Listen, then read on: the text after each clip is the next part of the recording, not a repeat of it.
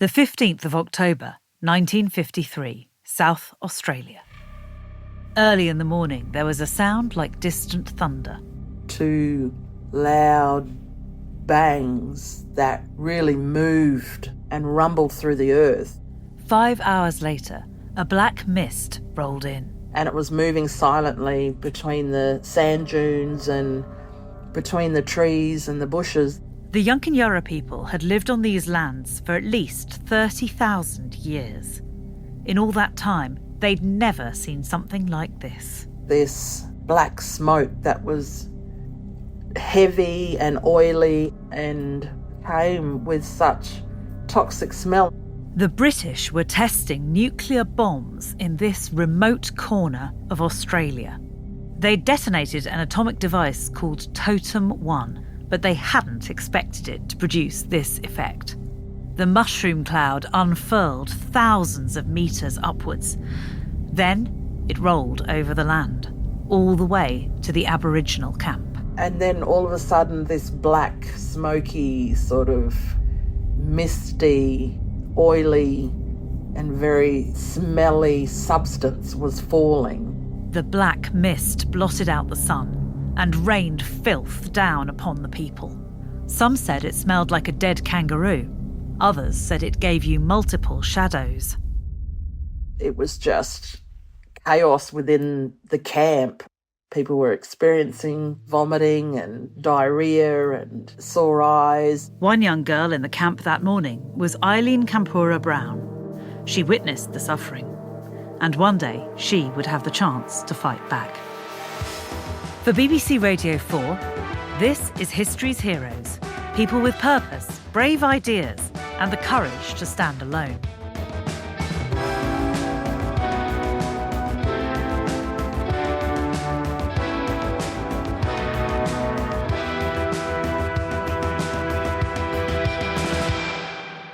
I'm Alex von Tunzelmann, I'm a historian, and today's episode is about Eileen Kampakuta Brown. When a nuclear programme threatened her traditional land in Australia, she brought together Aboriginal women to resist. For these women, this wasn't just a stand against pollution. It was a fight for their ancient way of life. The Yunkinyarra are one of the oldest continuous cultures on Earth. They've lived in what's now called South Australia since prehistoric times. So we fit perfectly on Yunkinyarra country, so we have knowledge to live and work and operate in those traditional lands. Karina Lester is an anti-nuclear activist and the granddaughter of Eileen Kampakuta Brown. Yeah, Nana Gumbawatta was my little nana who had this amazing knowledge of country and culture and song and language and was very humble in sharing all of this knowledge. To an outsider, the desert landscape may not look too striking. It's flat. We have the occasional dry riverbed swales between sand dunes and the occasional blue mallee outcrop. But to the people who call this land home, it's full of riches. For Yunkinyarra people, you know, that landscape, that desert country is our supermarket. My grandparents hunted with spears and it was like a shopping bag. Lizards, kangaroos, emus, mice. Every morning when you wake up, you'll see lots of footprints and tracks in the sand. Eileen Kampakuta Brown was born in 1938. As a child, she was taught to read those marks. When you know how country is and how to read country, you'll see that it's very much alive and it has everything that you need. Beginning in 1952, change came to the land. They said it was mummel, and mummel is the term that we use for some evil spirit. The British had another name for it, Operation Totem. The nuclear arms race of the early Cold War was heating up. There was nowhere in the British Isles where weapons could be safely tested. Instead, the British government lent on Australia to supply a testing ground. They presumed much of it was empty. They scouted territory in South Australia, a section of the map they called X300. People were never really informed of why the British government were coming and testing nuclear weapons on our Yankunytjatjara country and Murru Yankunytjatjara country. Just one patrol officer was sent to tell the Aboriginal people, spread across thousands of square kilometres, what was about to happen. All the people that he was speaking with were Arno, who were speaking Yankunytjatjara and Bidyatjara. The patrol officer didn't know any of those languages. It was quite disturbing. There was, real nuclear injustice happening right before our eyes. From childhood, Eileen Brown had been in touch with the land. As a young girl, she would have walked through country. She would have hunted and gathered on those traditional lands. When there were changes, the people noticed. Because they were always constantly outdoors, they really took notice when things were a little bit different or unusual. But Brown and her people had no point of reference to understand mushroom clouds and black mist. So it was very difficult for people to make sense of it all. So it was completely out of character. In its wake, people became very unwell. So it was really, an overwhelming experience because they were witnessing this new sickness that was coming in to their camp and watching people sort of gradually decline. Karina's father, Yummy Lester, was a small child in the camp at the time. He was among those who fell ill. Dad's eyes started to go on him. He was experiencing very sore, very tender and quite painful burning sensation within his eyes. A few years later, he was blind. It took away Dad's eyesight and his world turned into complete darkness. The atomic tests scattered toxic elements across the landscape, including plutonium-239. If someone inhales even 20 milligrams of this substance, they're likely to be dead within a month. The Aboriginal people could see how quickly the devastation spread. Many of them became sick. Another one of my grandmothers remembers very clearly digging graves to bury her parents. These atomic tests continued for almost a decade, until 1963. The government claimed it would clean up the affected territory, but its own representative later criticised how shoddy its efforts to do so had been. Years afterwards, reports indicated that the plutonium left behind by the tests remained in the ecosystem. It leached into the groundwater and crept upwards through the food chain. Aboriginal people we really felt the brunt of the whole testing program, and still to this day, people are suffering. Pressure from activists like Karina's father forced the Australian government to admit wrongdoing in 1985. Finally, it investigated the treatment of Aboriginal people during the British nuclear tests. Credit to Dad and his strength and leadership. It did come out in the Royal Commission that Aboriginal people were really handled in the wrong way. The Commission stated that the treatment of Aboriginal people had been characterised by ignorance, incompetence and cynicism. But that verdict couldn't bring back what had been lost, or those who'd died. We know of families that never returned when they went hunting and gathering south of where the main camp was. They never came home, and there's a lot of trauma in that.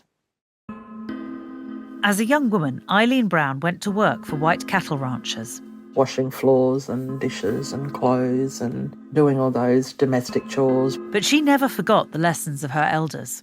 My great-grandparents taught her that you have a cultural responsibility and an obligation to take good care of country because country will look after you. Though the thunder of the atomic tests had passed, the country still ached with the aftermath. The half-life of plutonium-239 is more than 24,000 years. That's not something that's biodegradable that goes back into the earth. That would be sitting in that earth for thousands of years. The news cycle moves much faster. By 1998, interest in the government's mishandling of the nuclear tests had died down. Brown was in her 60s. She lived in an elder care facility among other Aboriginal women. It was in a small town called Coober Pedy. And then one day she heard two words that would change the course of her life. Lucas Heights. That's the name of a nuclear reactor in the distant capital of Sydney. The Australian government decided to identify a location to put nuclear waste from the reactors that are there at Lucas Heights. Despite the scandal of the British nuclear programme, the government looked to South Australia once again. They hoped to build a waste repository far from any major cities. The Australian government went through a process and identified a location at Akuna Station, which is where Gugger people's traditional lands are. As soon as Brown heard this news, an old pain came back to the surface. Memories of black mist. Having had that lived experience and having witnessed what effects that had on the people and Arnoldjura in those camps, she was really quite concerned about it. She felt that, again, Aboriginal lands were being targeted. Nana said that, why are you putting it out of sight, out of mind and bringing your waste into our traditional lands? If it's safe, which is what they were trying to say, then keep it there at Lucas Heights. Brown was worried that nuclear waste would seep into the water table.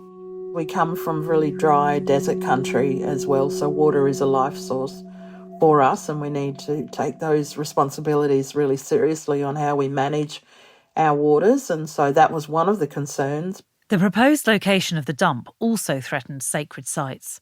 These sites related to one of the most cherished stories of the Yunkin that of the Seven Sisters. It's a story of one man called Warinyero chasing seven sisters. It was after the younger sister in particular, and the sisters then escape and go up into the sky then, and that's the constellation that you see, which are the seven sisters in the skies. The story also related strongly to the land itself. Where you see parts of the creation story or the ancestral story marked in the landscapes, and as those landscapes appear, there are chapters to that particular story. So in each chapter there are particular stories or meanings and messages within those chapters that teach you the skills of sort of surviving within your traditional lands. For the Yunkin the land and the knowledge cannot be separated. So when the government proposed a nuclear waste dump on the land, that threatened their culture on a profound level. Because there was no dump actually located, they would have to physically dig it, which was destroying chapters of sites. The drilling would change the land and eradicate their system of knowledge. Without that knowledge, you don't have skills of survival, so they're really important. Traditional Yunkin ways of life were already challenged by modern technology replacing ancient tools and mass media eroding young people's interest in the culture. We try hard as Arnongo, which is the term that we use for we people from that Western Desert Block area, to maintain as much of our cultural identity that we can with the influences of the outside world. For Brown, to lose the land and its stories was unthinkable. She decided to fight. And other women in her care facility were just as concerned. They gathered together around a fire pit and decided to join together. It was just a moment of where many of the women stood in solidarity.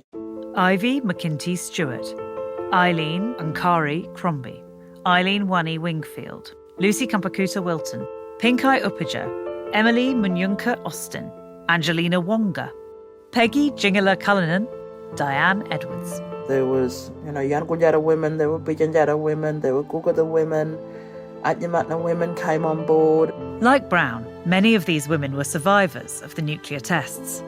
Some had also been part of what are called the stolen generations. Between 1910 and 1970, many Indigenous Australian children were taken from their families by federal and state governments and church missions. In some regions, as many as 1 in 3 Aboriginal children were removed.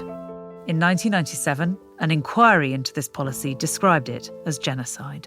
Stolen generations really was a horrible time. Nana wasn't, no. Not from the stolen generations, but she knew of family in the area. The women Brown lived with had survived a lot. Now they launched a campaign they called Irati Wanti. Irati is the term we use for black magic or poison. Wandi is the term we use to leave it. And so Irati Wandi was the poison, leave it. How could a handful of older women get the Australian public to care about their cause? They decided to hit the road. It was years of travelling across the country and speaking up strongly on their cultural roles and responsibilities as traditional women. The women piled into a troopy, a rugged two-door wagon that could handle off-roading. They drove across the vast country, as far as Melbourne and Port Augusta. Wherever they went, they delivered their message. They just went, no, we need to stand strong and say, Erari Wandi, we do not want this poison in our traditional lands. They didn't just use words. In Adelaide, the women danced the story of the Seven Sisters, with one of their members painted to symbolise the poison threatening their country. But Brown and her comrades knew the danger wasn't just to their community. She was also worried about non-Aboriginal people who would be impacted by this, from the truck driver or the local publican who the transport route was on. The Australian government might view Aboriginal lands as remote, but what happened there could affect the entire continent. It was actually everyone's issue. It wasn't a black issue. It involved all Australians. It had always been that way. In 1956, the British government tested their biggest nuclear device on Australian soil as part of Operation Mosaic. The test was named G2. When the device was detonated on the Montebello Islands, off the west of Australia, the mushroom cloud was far bigger than predicted and spread across Australia. The Montebello Islands were off-limits to visitors until 1992. Now the island is a park, but visitors are advised not to spend more than an hour at the test sites. And knowing the damage that was done when, bombs were tested in our lands was really eye-opening and overwhelming and traumatic. Constant campaigning wasn't exactly how Brown and her fellow women had imagined spending their retirement years. It was a big ask of those incredible women, and they travelled, thousands of kilometres, bringing awareness, sharing their stories and their lived experiences, and that was quite extraordinary. The campaign gained momentum. Faith groups were involved and union groups were involved, green groups and conservation groups, and so it was really an extraordinary example of safety in numbers. One day, the women arrived back from an especially gruelling trip to hear that a man wanted to meet them. Apparently, he was a famous movie star, though none of the women had ever heard of him. But they knew celebrities could be influential allies. So they gathered together to go and take a picture with Val Kilmer. That was quite extraordinary to see how Nana and Gubabidi Gungayoda were able to reach out and touch many lives. The federal government understood that the strength of Irati Wanti's campaign against it came from their solidarity. If it wanted to win, it had to find the gaps in that unity. To divide and conquer, and, it's an old trick that's been around for generations. And that's what they did. They divided us, they divided Aboriginal people. The government approached Aboriginal groups with heritage clearance agreements. These agreements granted the government permission to start drilling on sacred sites. The government told these groups that if they didn't sign, the drilling would take place anyway. But if they did, there might be a reward. This was quite inappropriate behaviour by our Australian government. They focused on a group of people that may have been supportive of this idea because of the carrot that was dangling in front of them. The women's coalition started to unravel. And so it really caused, some angst and concern within our own animal community. And in our own animal group. This was a difficult campaign for a group of ordinary women to fight against the influence of the state. They were up against government, and government, of course, kept moving and shifting goalposts around and coming around at different angles and different approaches. They weren't sure how to make the Prime Minister, John Howard, understand their perspective. He never witnessed black toxic smoke falling over his traditional lands. As the year 2000 approached, they realised they had a golden opportunity. That summer, the Olympic Games were being held in Sydney.